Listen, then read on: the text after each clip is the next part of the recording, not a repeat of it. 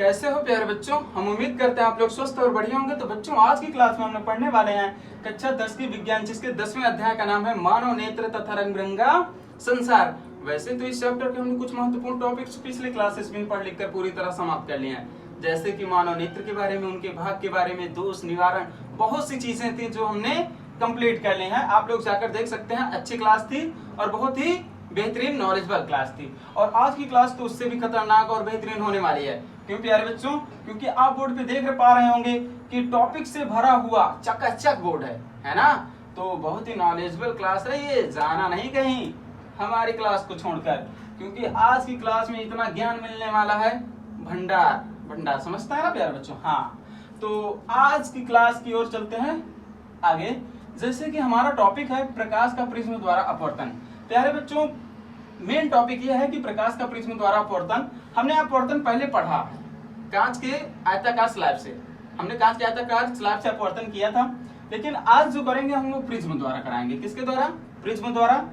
तो प्यारे बच्चों, सबसे पहले हम ये जान ले प्रिज्म है क्या। अपवर्तन के बारे में तो हम जानते ही हैं पिछली क्लासेस से। तो प्रिज्म क्या है? तो प्यारे बच्चों, प्रिज्म किसी समांग पारदर्शी माध्यम का वह भाग होता है जो किसी कोण पर झुके हुए दो समतल पृष्ठों से घिरा होता है। आप ध्यान से देखिएगा। अब एक बार फिर से देखिए प्यारे बच्चों, प्रिज्म क्या है।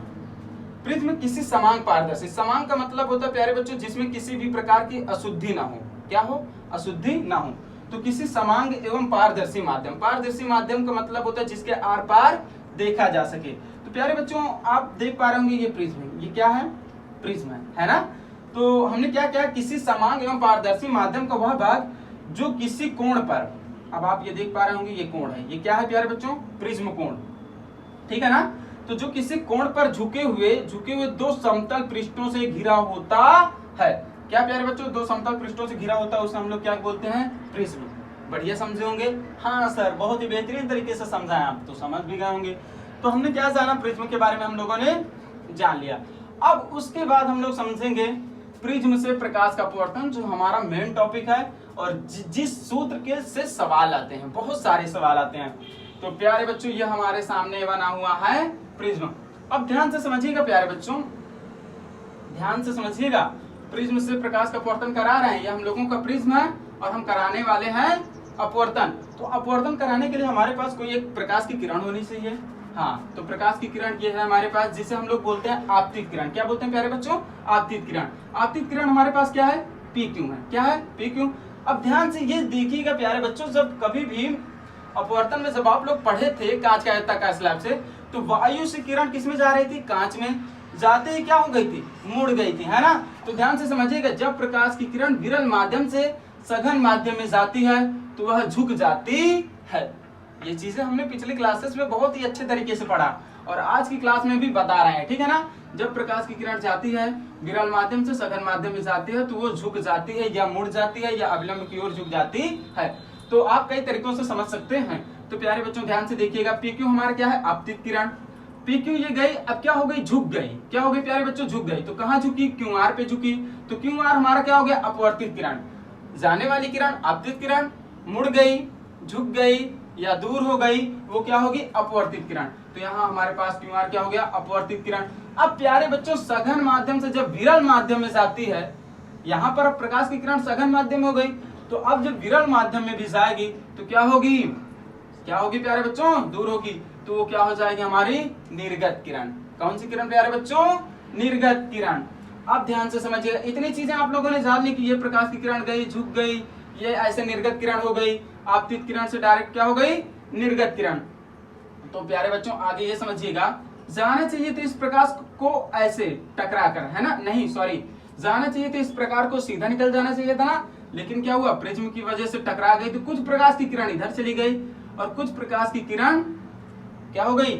इधर। हम लोग इसे उल्टा कर सकते हैं। क्यों? क्योंकि जाने के बाद सारी प्रकाश किरण सीधी जाती नहीं है, कुछ सीधी चली जाते हैं, कुछ टकराने के बाद इधर चली जाते हैं, कुछ उधर चली जाती हैं। तो प्यारे बच्चों, टकराने के बाद ये क्या हो गई? मुड़ गए।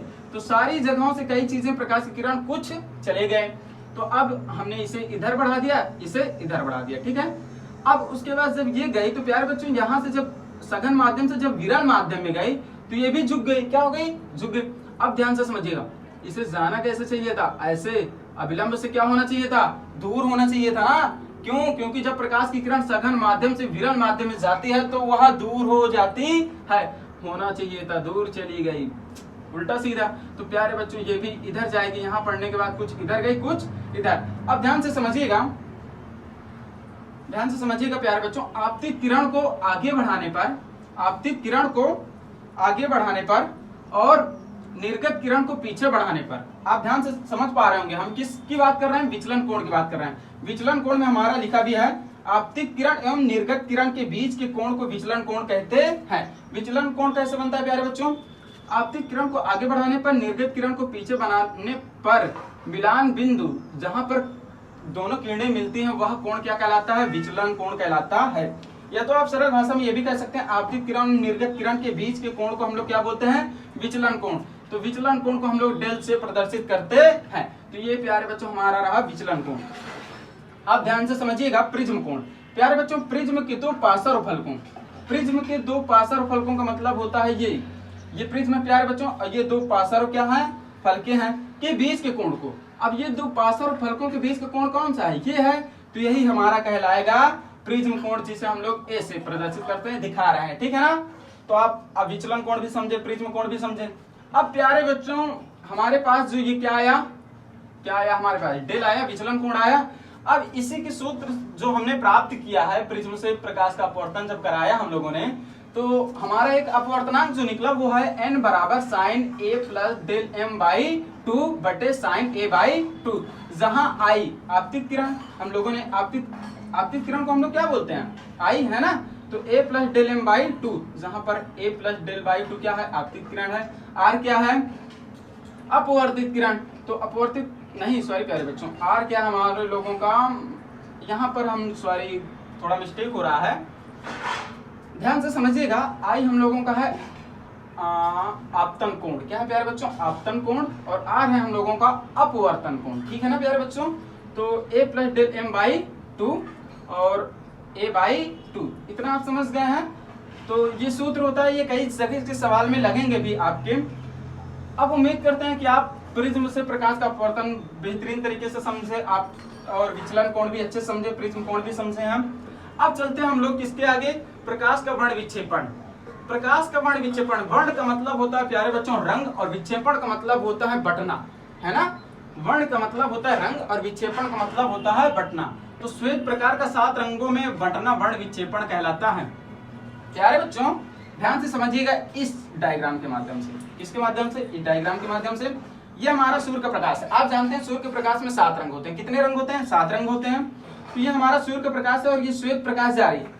सूर्य से हमें केवल एक ही प्रकाश दिखती है ना, मतलब एक ही कलर दिखता है ना, कौन सा, श्वेत कलर। गर्मी बहुत है प्यारे बच्चों, क्योंकि हम जो पढ़ा रहे हैं वो धूप के वातावरण से रिलेटेड है, क्योंकि सबसे ऊपरी फ्लोर में है। तो ध्यान से समझिएगा, ये जो सूर्य का प्रकाश है इससे हमें केवल श्वेत प्रकाश दिखाई देता है। तो प्यारे बच्चों यहाँ पर क्या लिखा है हम लोगों के, श्वेत प्रकाश का 7 रंगों में बटना वर्ण विक्षेपण कहलाता है। तो जब श्वेत प्रकाश जाती है, श्वेत प्रकाश किरण जाती है और प्रिज्म से टकराती है तो उसका विक्षेपण हो जाता है। क्या हो जाता है, विक्षेपण होता है। तो 7 रंगों में विभक्त हो जाता है। वे 7 रंग कौन से हैं, दिखाई देने वाले विभिन्न वर्णों का क्रम, मतलब वर्णों का मतलब रंगों का क्रम, बैगनी, जामुनी, नीला, हरा, पीला, नारंगी तथा लाल, जिसे हम लोग ट्रिकी माध्यम से विब से याद कर सकते हैं, या तो बैजानी हपे नाला से भी याद कर सकते हैं। तो प्यारे बच्चों हमारे पास ये 7 रंग थे, बैगनी, जामुनी, नीला, हरा, पीला, नारंगी तथा लाल। तो अब प्यारे बच्चों ध्यान से समझिएगा, तो यहाँ पर क्या होता है, जहाँ से श्वेत प्रकाश किरण गई प्रिज्म पे टकराई और इनका क्या हो गया, विक्षेपण हो गया, है ना। तो सबसे कम जो विचलन होगा वो किसका होगा प्यारे बच्चों, ध्यान से समझिएगा। ये टॉपिक काफी महत्वपूर्ण एग्जाम में पूछे भी जाते हैं कि सबसे कम विचलन किसका होगा, लाल रंग का होगा, है ना। क्योंकि देखिए सबसे ज्यादा विचलन किसका हो रहा है, लाल रंग का हो रहा है। सबसे कम विचलन किसका हो रहा है, लाल रंग का हो रहा है। सबसे ज्यादा विचलन किसका हो रहा है प्यारे बच्चों, देखिए सबसे ज्यादा जो विचलन हो रहा है वो बैगनी रंग का होता है, जिसको बोलते हैं violet, indigo, blue, green, yellow, orange और रेड। प्यारे बच्चों ये इंग्लिश में भी आप याद कर सकते हैं, जिसे हम लोग बोलते हैं वाइब्यूर, ठीक है ना। सबसे ज्यादा तरंग दैर्ध्य किसका होता है, लाल रंग का होता है। सबसे कम तरंग दैर्ध्य किसका होता है, बैगनी रंग का होता है। अब प्यारे बच्चों हम देखेंगे स्पेक्ट्रम के बारे में, समझेंगे स्पेक्ट्रम क्या है। प्रकाश के अवयवी वर्णों, अवयवी का मतलब होता है अलग अलग, अवयवी वर्णों का मतलब होता है अलग अलग रंगों के इस बैंड को, मतलब जो प्रकाश है, इन प्रकाश के जो अलग अलग रंग हैं इनके बैंड को, बैंड का मतलब होता है समूह को, या तो एक हिसाब से कह सकते हैं साते रंगों के जो समूह होते हैं उनको हम लोग स्पेक्ट्रम बोलते हैं, वर्णक्रम क्या बोलते हैं, स्पेक्ट्रम। मतलब इन सारी सात रंगों को हम लोग क्या बोलते हैं, स्पेक्ट्रम बोलते हैं। प्यारे बच्चों ऐसी कोई टॉपिक्स अब हमारे बोर्ड पे बच्चे नहीं जो हम समझाएं, हम उम्मीद करते हैं काफी स्पीड लेवल से हम पढ़ाए हैं, क्योंकि आपको सिर्फ समझना था। बेहतरीन तरीके से आप लिख सकते हैं बोर्ड पे, काफी बेहतरीन तरीके से हमने पहले ही लिख कर रखा था, जिससे कि आपको किसी भी प्रकार की प्रॉब्लम ना क्रिएट हो। गर्मी बहुत ज्यादा प्यारे बच्चों आप देख पा रहे होंगे, क्योंकि अभी टाइम जो हो रहा है वो 12 या 12:30 बजे दोपहर का टाइम है, और हम वीडियो शूट कर रहे हैं क्योंकि समय मिलता नहीं, संडे का दिन था, तो हम सोचे क्यों ना बेहतरीन क्लासेस के साथ पढ़ाई की जाए। तो क्लास यहीं पे समाप्त करते हैं, नेक्स्ट वीडियो में मिलेंगे एक बेहतरीन टॉपिक के साथ, तब तक के लिए बाय बाय।